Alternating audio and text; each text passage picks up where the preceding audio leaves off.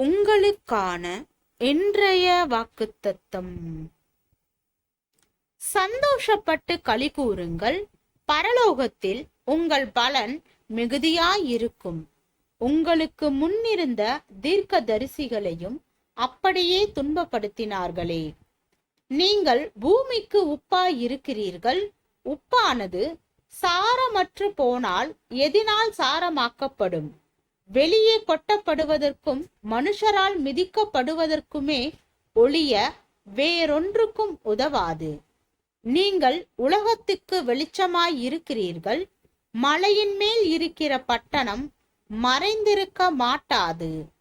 மத்தேயு 5வது அதிகாரம் 12, 13, 14 வசனங்கள்.